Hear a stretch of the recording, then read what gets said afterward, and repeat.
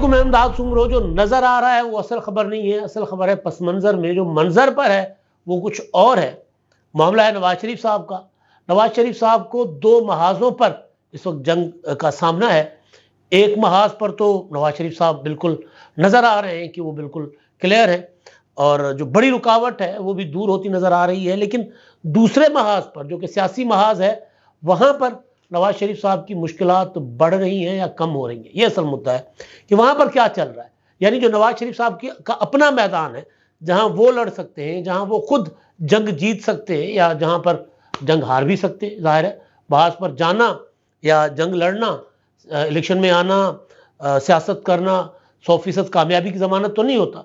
वहाँ कामयाबी और नाकामी दोनों ऑप्शंस होते हैं और हर शख्स कोशिश ये करता है कि कामयाब हो। तो बहरहाल जो कानूनी महाज है, उस कानूनी महाज पर, अदालती महाज पर तो साफ नज़र आ रहा है कि मियाँ नवाज शरीफ साहब के लिए मुश्किलात दिन ब दिन कम होती जा रही हैं। जो आखिरी रुकावट है, जैसे मैंने पहले कहा, वो हटती हुई नज़र आ रही है। आज सुप्रीम कोर्ट में इंतहाई अहम समाअत थी 62वां नेफ की, तायात नाअहली के मामले की। मिसिंग पर्सन वाला मामला भी था, वो भी बड़ा अहम केस था, उसकी भी समाअत थी। लेकिन सियासी जिसके असरात होंगे ना, वो तो है 62वां नेफ का मामला। तो समाअत हुई, तगड़ी समाअत हुई, आर्गूमेंट्स हुए, दलाइल हुए, चीफ जस्टिस साहब ने रिमार्क्स दिए बहुत सख्त किस्म के। और साथ साथ चीफ जस्टिस साहब, जस्टिस काजी फायसा साहब ने यह भी फरमाया कि ये तासुर नहीं लेना चाहिए कि ये कोई किसी एक जमात के लिए सारा कुछ किया जा रहा है, क्योंकि ज़ाहिर है जो मुखालिफ सियासी जमात है, मुस्लिम लीग नून की, तहरीक इंसाफ या इवन पीपल्स पार्टी, वो भी नवाज शरीफ साहब को जो रिलीफ मिल रहा है उसको गैर मामूली रिलीफ करार देकर उसके ऊपर सवाल उठा रहे हैं कि आम तौर पर इस तरह रिलीफ किसी को नहीं मिलता जिस तरह नवाज शरीफ साहब को मिल रहा है। तो जाहिर है चीफ जस्टिस साहब इसी सोसाइटी में रहते हैं, उनको भी फीडबैक मिलता है। वो भी हो सकता है कि अखबारात पढ़ते हों, टीवी देखते हों, टॉक शोज देखते हों, ट्विटर पर जो चीज़ें चल रही होती हैं, लोग ट्रोलिंग कर रहे होते हैं, वो भी देख रहे होंगे, या फिर जो दूसरी चीज़ें जो हो रही होती हैं, जो सवाल जवाब हो रहे होते हैं, वो उन तक ज़ाहिर पहुँचते होंगे। तो लिहाजा उन्होंने ये आज महसूस किया कि वो जो कुछ करने जा रहे हैं उसे तासुर लिया जा सकता है कि 62 एफ के तहत जो तायात नाअहली का सुप्रीम कोर्ट का फैसला था, उस फैसले के मुकाबले में अगर वो पार्लियामेंट की कानून साजी यानी तायात नाअहली नहीं होगी, नाअहली 5 साल के लिए होगी 62 एफ के तहत, तो अगर वो कानून साजी है उसको अहमियत देते हैं, वो ये कहते हैं कि जी पार्लियामेंट बालादस्त है, पार्लियामेंट सुप्रीम है, तो अगर वो ये फैसला दे भी देते हैं तो भी एक इल्ज़ाम आएगा, तो भी एक तूफान खड़ा किया जाएगा कि जनाब चीफ जस्टिस साहब ने तो नवाज शरीफ साहब की मोहब्बत में ये कर दिया। तो जाहिर है ये सारी वो जो फीलिंग्स हैं, जो ये सारा जो मैंने गुजारिश किया कि जो कुछ चल रहा है मुल्क के अंदर, जिस तरह का तूफान बदतमीजी खड़ा किया गया। आज मैं देख रहा था किसी ने ट्विटर पर लिखा कि जी तारीख में इनका नाम नहीं मिलेगा, किसी ने कुछ लिखा हुआ था, किसी ने कुछ। ये वो सारे लोग हैं जो उमर अता बंदयाल साहब को पाकिस्तान की तारीख, क्या दुनिया की तारीख का सबसे बड़ा चीफ जस्टिस करार दे रहे थे, सबसे मुनसिफ चीफ जस्टिस करार दे रहे होते थे। वो आइन रीराइट कर रहे होते थे जनाब उमर अता बंदयाल साहब, लेकिन उनके लिए बल्ले बल्ले चल रहा होता था, ढोल बज रहे होते थे। और ये चीफ जस्टिस साहब जो हैं, जो आइन में जो गलत तशरीह की गई, जो गलत फैसले किए गए, उसको सीधा करने जा रहे हैं, तो उनके खिलाफ एक प्रॉपर जो है ना, ट्रोलिंग ब्रिगेड जो है इमरान खान साहब का, वो मुतहरिक है। तो चीफ जस्टिस साहब को इन सारी चीज़ों का अंदाज़ा है, लिहाजा उन्होंने कहा कि जी ये तासुर नहीं लेना चाहिए कि किसी एक पार्टी के लिए, हम तो आइन के लिए कर रहे हैं। और बात ठीक है। सवाल ये है, सवाल उठा कि अगर एक बंदा गद्दारी के इल्ज़ाम में सज़ा पाता है, सज़ा ख़त्म, नाअहली ख़त्म। एक बंदा करप्शन के इल्ज़ाम में जेल जाता है, सज़ा खाता है, सज़ा ख़त्म, नाअहली ख़त्म। एक बंदा कत्ल करके आता है, कत्ल करने के बाद वो नाअहल होता है, 8-10-15 साल के लिए जेल जाता है, 8-10-15 साल वो नाअहल, वापस आए, कत्ल का मुजरिम भी वापस पार्लियामेंट में जा सकता है।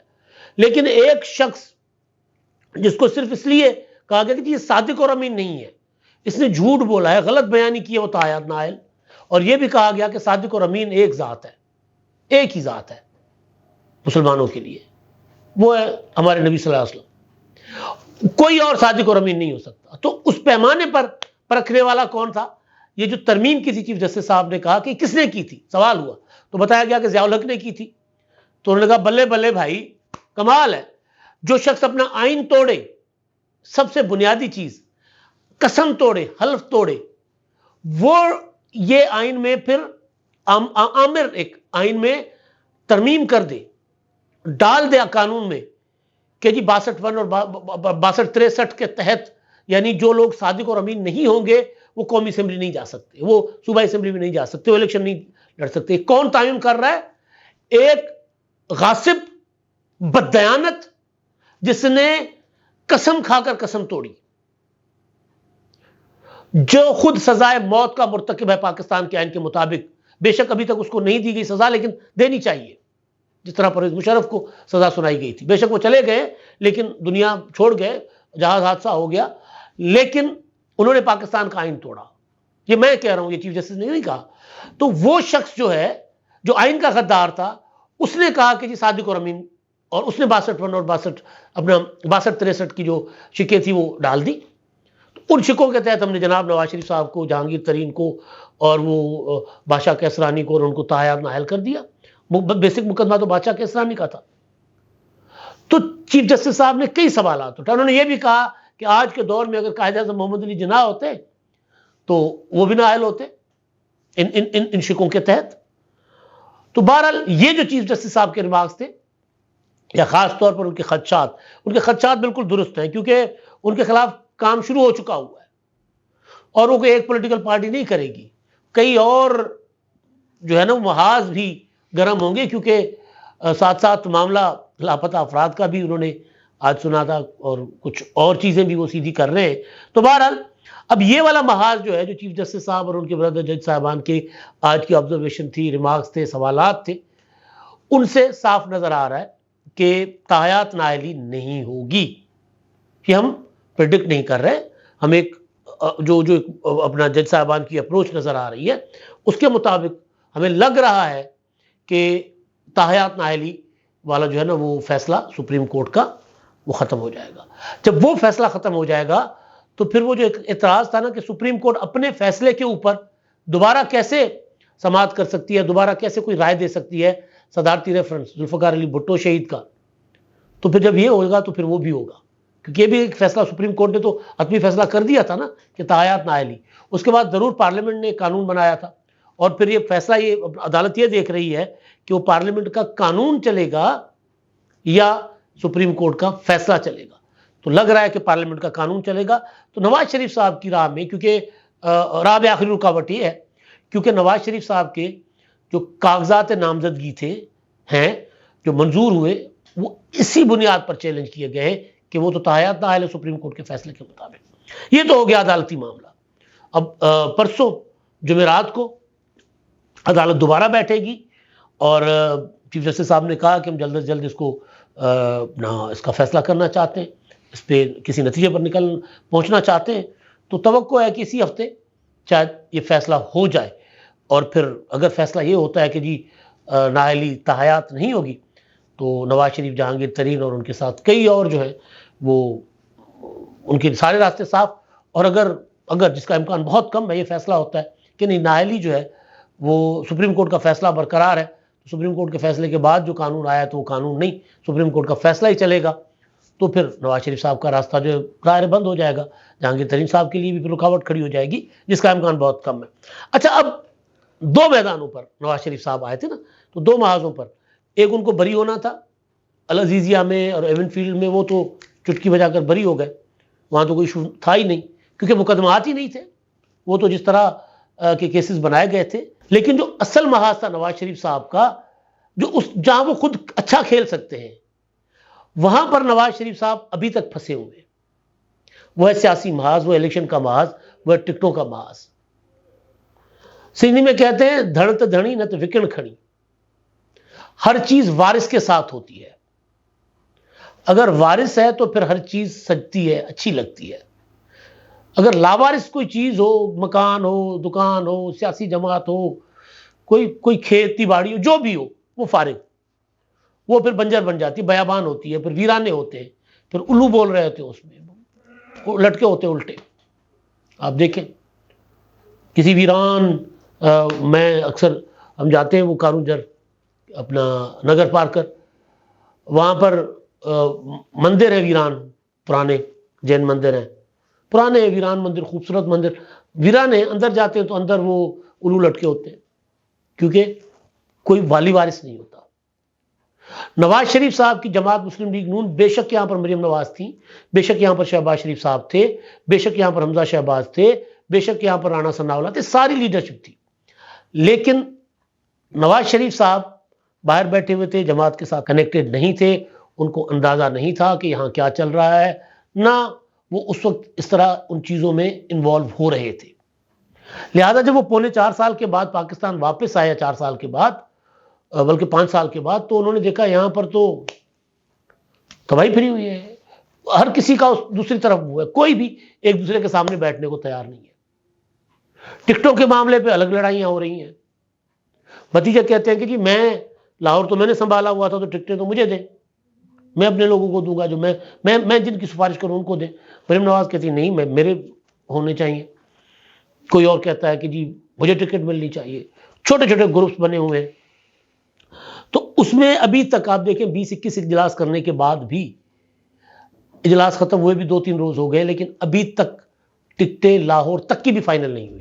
बाकी तो आप छोड़ दें, गुजरांवाला की फाइनल नहीं हुई, किसी, अभी जब मैं बात कर रहा हूं अभी तक कोई ऐसा कोई फैसला नहीं हुआ।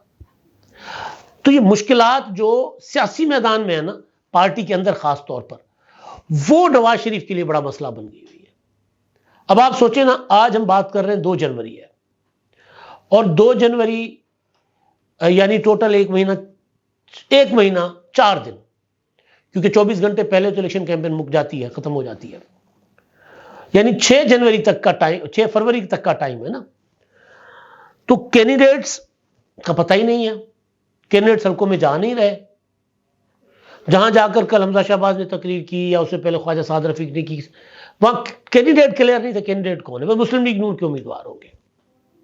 उम्मीदवार जब खुद अपना जोर लगाता है, गली गली जाता है, घर घर जाता है, उसका असर जाहिर है और होता है। तो और फिर यह भी कि जिस जिसको टिकट देंगे तो उनके मुकाबले में एक आध तो बागी होकर पार्टी के अगेंस्ट चल पड़ेंगे, और ये पाकिस्तान की सियासत में होता है हमेशा। तो जाहिर है उनको फेस करने के लिए भी वक्त कम होगा। तो ये वाली मुश्किलात नवाज शरीफ साहब के लिए ज्यादा संगीन होती जा रही है। अदालती महाज पर नवाज शरीफ साहब के लिए सतही खैरा, सियासी महाज पर नवाज शरीफ साहब अभी तक जब मैं बात कर रहा हूं, अभी तक बड़ी बड़ी मुश्किलों में मुझे नजर आ रहे हैं, और खबरें भी यही हैं। और फिर यह कि पार्टी के पुराने लोग, शायद खाकान अब्बासी, वो पार्टी के साथ नहीं रहे। मोहम्मद जुबैर साहब, जो नवाज शरीफ साहब के तर्जुमान, मरियम नवाज के तर्जुमान, और मुश्किल वक्त में उनके लिए लॉबिंग करते थे, जनरल कमर जावेद बाजवा से मुलाकातें करते थे, ये करते थे, वो करते थे। और फिर जाहिर है जब पार्टी इजाज़त दे दे कि जनरलों के साथ आपके दोस्त हैं, जाके सियासी मामला तय करे, तो हर बंदा बीच में अपना उल्लू भी सीधा करता है, तो उन्होंने अपना उल्लू भी सीधा किया होगा। लेकिन वो ये शिकायत कर रहे हैं कि जी मैंने इनके लिए सारा कुछ किया और इन्होंने मुझे छोड़ दिया। वो अलग से गिला करते फिर रहे। 2018 में चौधरी निसार अली खान साहब कि जी मैं मरियम नवाज की क़यादत नहीं तस्लीम करता, वो छोड़ गए। एक रायविंड के जो घर के साथ, यानी रायविंड फार्म हाउस के साथ, नवाज शरीफ साहब के जाती उमरा फार्म हाउस के साथ चौधरी गफूर साहब हुआ करते थे, सूबाई वजीर भी रहे जेल खाना जात के, और मुस्लिम लीग नून के बहुत तगड़े आदमी थे। उनको सियासी नहीं, कुछ ज़ाती वजूहात की बिना पर वो शरीफ फैमिली से भी दूर हो गए और मुस्लिम लीग नून से भी दूर हो गए। वो पीपल्स पार्टी ज्वाइन कर रहे हैं। परसों बिलावल भुट्टो जरदारी साहब रायविंड उनके पास जा रहे हैं, वहाँ पर वो एक छोटा सा कट कर रहे हैं। वो कह रहे हैं कि कोई जलसा होगा। मेरी बात हुई चौधरी गफूर से, पुरानी शनासाई है, बहुत अच्छे दोस्त रहे हमारे, वो पीपल्स पार्टी में जा रहे हैं। तो नवाज शरीफ साहब सियासी मैदान में, एक तो पार्टी से पुराने लोग, और पुराने लोग हर इलेक्शन में छोड़ जाते हैं, ये कोई अचंभे की बात नहीं है। लेकिन ये कि जी जो टिकटों का मामला है वो अभी तक फंसा हुआ है, तो फिर इलेक्शन का शेड्यूल, इलेक्शन के जलसे, इलेक्शन के मामला, ये कैसे नवाज शरीफ साहब मैनेज कर पाएंगे, ये सबसे बड़ा सवाल है। अदालती महाज से नवाज शरीफ साहब को 100% क्लियर चिट तो मिल चुकी, ताहयात नायली वाला मामला भी क्लियर हो भी जाएगा। तो अगर इधर कुछ नहीं कर पाएंगे तो मैदान कैसे मारेंगे मियां नवाज शरीफ साहब। और अगली जो चीज़ है जो मैंने करनी थी, जो अगली वीडियो में मैं करूंगा, वो इंतखाबात के ऊपर सवालात आज चीफ जस्टिस साहब ने भी कहा कि लगता है कि अब भी कोई इंतखाबात रुकवाने के लिए हथकंडे इस्तेमाल कर रहा है, और फिर एक और मुतालबा आ गया हुआ है कि इंतखाबात डिले किए जाएं, ना करवाए जाए। अगली वीडियो में इस पर बात करेंगे। अब तक के लिए इतना ही। अल्लाह हाफिज़।